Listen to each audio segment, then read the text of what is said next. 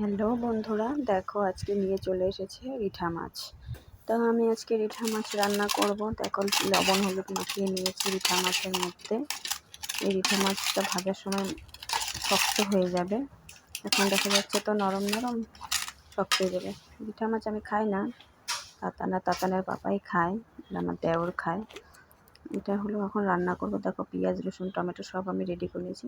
এখন এর মধ্যে একটু তেল দিয়ে দিলাম যাতে না ফোটে। আলু ঠালু সব কাটা হয়ে গেছে আমার। মেখে দেখো এটা তেলটার সাথে একটু মেখে নেব। ভালোভাবে ম্যারিনেট করা হলে লবণ হলুদটা ভালোভাবে ঢুকবে। আর এদিকে দেখো কড়াই বসিয়ে দিয়েছি আমি, কড়াইতে তেলও দিয়ে দিয়েছি। আর তেলটা মোটামুটি গরম হয়ে আসছে। এখন এদিকে দেখো পেঁয়াজ টমেটো লঙ্কা আর এদিকে আলু কাটাও আছে। আর এদিকে মশলার জন্য রসুন আদা পেঁয়াজ আর শুকনো লঙ্কা আর কাঁচা লঙ্কা কিছু আছে। তো ওগুলোকে বেটে নেব আমি। এখানে কড়াইতে দিয়ে দিলাম। কড়াইতে দেখো পুরো গরম হয়ে গেছে। এখন এর মধ্যে দিয়ে দিব মাছগুলোকে। অর্ধেকটা দেবো আর অর্ধেকটা পরে আবার ভাজবো। পুরো ছিটে আসছে। কড়াইয়ের মধ্যে মাছগুলো আমি দিয়ে দিলাম। প্রথমবারে আমি বেশি করেই দিলাম মাছগুলোকে। রিঠা মাছ খেতে খেতে ভালোবাসো কমেন্ট করে জানিও। আমি কিন্তু খাই না, আমি রান্না করে দিই। কিছু কিছু জিনিস আমি খাই না, পাঙ্গাস মাছ রিঠা মাছ শুটকি মাছ এগুলো আমি খাই না, রান্না করে দিই। বাড়ির সবাই খায়, আমি রান্না করে দিই। কিন্তু দেখো রিঠা মাছগুলো দেওয়ার সাথে সাথে শক্ত হয়ে গেল। খাসির মাংস খাই না, আমি চিকেন খাই, অনেক কিছুই আমি খাই না।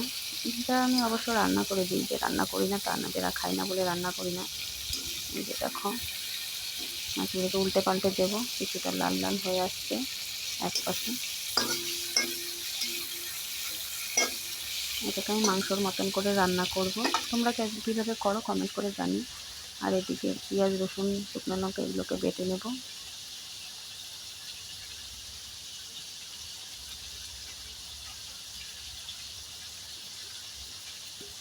আমাদের ওর জন্য রান্না করলে সব পদে পদে বাটতে হয়। জিরা শুকনো লঙ্কা কাঁচা লঙ্কা রসুন বাটা আদা বাটা পেঁয়াজ বাটা সব বাটতে হবে একটা একটা করে। মাছও ভাজা কমপ্লিট হয়ে গেছে। এখন আলুগুলোকে আমি ছেড়ে দেবো চুলার সামনে। প্রথমে আমি হলে আলুগুলোকে ভেজে নেব, লাল করে ভেজে নামিয়ে নেব আলুগুলোকে। দেখো এদিকে মশলা বাটা আমার কমপ্লিট হয়ে গেছে। এখানে আদা রসুন পেঁয়াজ আর শুকনো লঙ্কা বাটা আছে, বাটা কমপ্লিট হয়ে গেছে।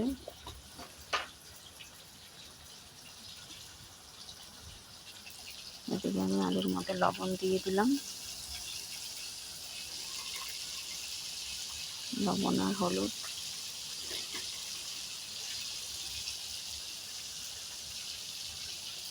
এখন এটাকে পুরোপুরি লাল করে ভাজতে হবে। লাল হয়ে গেলে আলুটাকে নামিয়ে নেবে। দেখো এটি লাল হয়ে গেছে, এখন এটাকে নামিয়ে নেব। এখন কড়াইতে তেজপাতা শুকনো লঙ্কা জিরা, কেউ যদি গোটা গরম মশলাটাও দিতে পারো। আমি এটাকে স্কিপ করে নিলাম, আমি এটাকে বেটে দেবো। তাই গরম মশলাটা বেটে দেবো, গোটা গরম মশলাটা, তাই আমি এটাতে দিইনি। মুখে পড়লেও পছন্দ করে না তাই। দেখো এটা পুরো লাল হয়ে গেছে। এখন এটার মধ্যে আমি পেঁয়াজ কুচি দিয়ে দেবো। পেঁয়াজ কুচিটাকে পুরোপুরি ভালোভাবে লাল করে ভেজে নিতে হবে।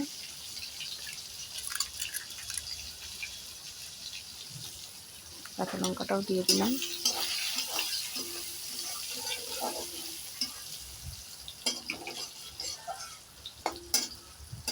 পুরোপুরি লাল করে ভেজে নিতে হবে পেঁয়াজটাকে। আমি পেঁয়াজের মধ্যে টমেটো দিয়ে দিলাম। পেঁয়াজটা দেখো লাল লাল হয়ে গেছে মোটামুটি ব্রাউন কালারের। আর এখানে হোয়াইট দিয়ে দিলাম হলুদ। হলুদটা একটু বেশি করেই দিলাম, কালারটা সুন্দর আসবে। আর লবণ। তরকারিতে কালারফুল না হলে তরকারি খেয়ে ভালো লাগে না, দেখতে সুন্দর হলে খেতেও ভালো লাগে। তো মশলাগুলো সব আমি দিয়ে দিয়েছি এর মধ্যে। জিরা আদা বাটা শুকনো লঙ্কা জিরা বাটা সব দিয়ে দিয়েছি। এখন এর মধ্যে দিয়ে দেবো আলু ভাজাগুলো। আলু ভাজাগুলো দিয়ে ভালোভাবে আরও কষাতে হবে, তেল বেরোনো পর্যন্ত এটাকে ভালোভাবে কষাতে হবে।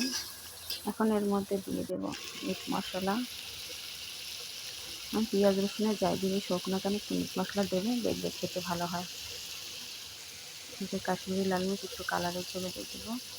আমি লঙ্কার গুঁড়াটা জিরার গুঁড়াটা দিলাম না, কারণ ওটা লঙ্কাটা হলো শুকনো লঙ্কা বেটে দিয়েছি আর হলো জিরা বেটে দিয়েছি, তাই এটার মধ্যে দিলাম। তোমরা যদি না বেটে দাও তাহলে ওটাতে গুঁড়া মশলা ব্যবহার করতে পারো। কাশ্মীরি লাল মির্চটা দিয়েছি কালারফুল হওয়ার জন্য। এটা দেখো তেল বেরিয়ে গেছে মোটামুটি। আলুটা একটু সিদ্ধ হবে।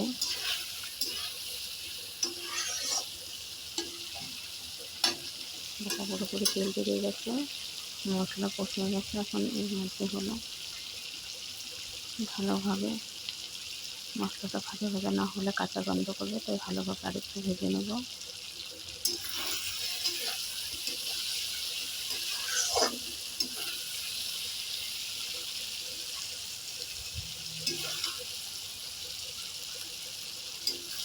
দেখো কত সুন্দর কালারফুল হয়েছে, আর হলো পুরোপুরি তেল বেরিয়ে গেছে।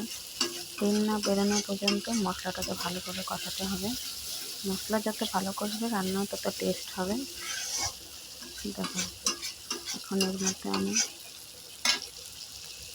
ভালোভাবে কষিয়ে গেলে এখন এর মধ্যে আমি জল দিয়ে দেবো।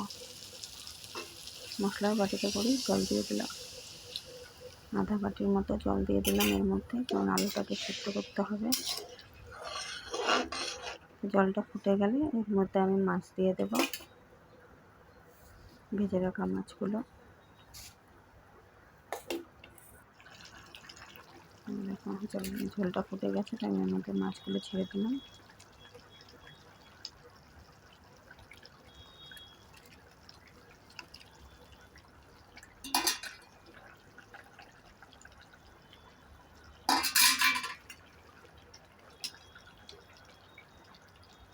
মোটামুটি রান্না হয়ে গেছে, কিন্তু আলুটা সিদ্ধ করতে হবে।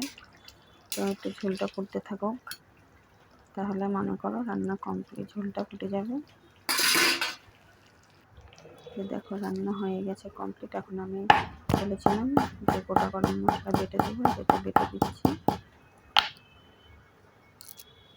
গরম মশলা গুঁড়ার থেকে বেটে দিলে গন্ধটা খুব সুন্দর হয়। এই যে দেখো গরম মশলা দিয়ে দিলাম। আমার রান্না রেডি। রিঠা মাছের মাংসর মতন করে করলাম, রেডি হয়ে গেল।